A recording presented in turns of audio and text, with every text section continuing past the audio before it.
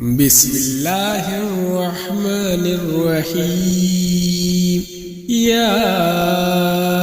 أيها المزمل قم الليل إلا قليلا نصفه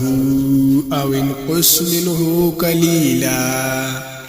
أو زد عليه ورتل القرآن ترتيلا إنا سنلقي عليك قولا ثقيلا إن ناشئة الليل هي أشد وطئا وأقوم قيلا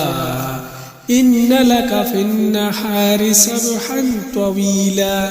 واذكر اسم ربك وتبتل إليه تبتيلا رب المشرق والمغرب لا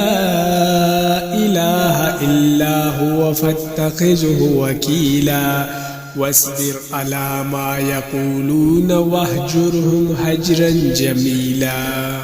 وذرني والمكذبين أولي النعمة ومهلهم قليلا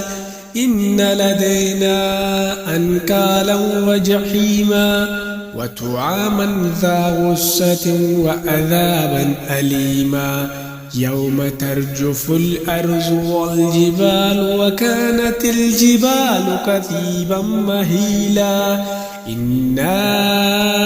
أرسلنا إليكم رسولا شاهدا عليكم كما أرسلنا إلى فرعون رسولا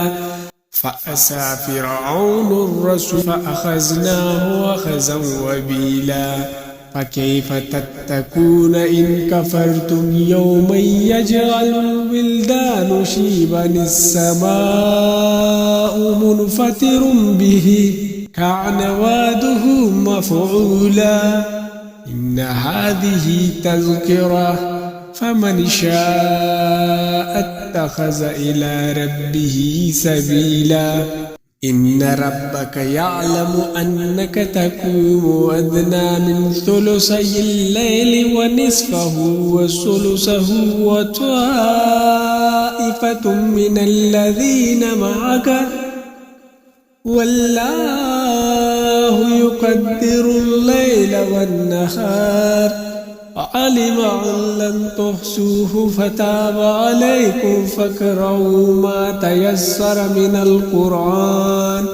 علم أن سيكون منكم مرضى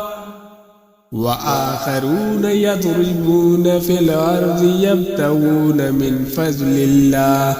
وآخرون يقاتلون في سبيل الله فاقرؤوا ما تيسر منه وأقيموا الصلاة وآتوا الزكاة وأقرضوا الله قرضا حسنا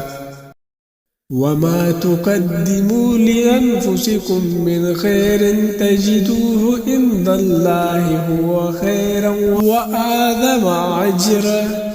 واستغفروا الله إن الله غفور رحيم.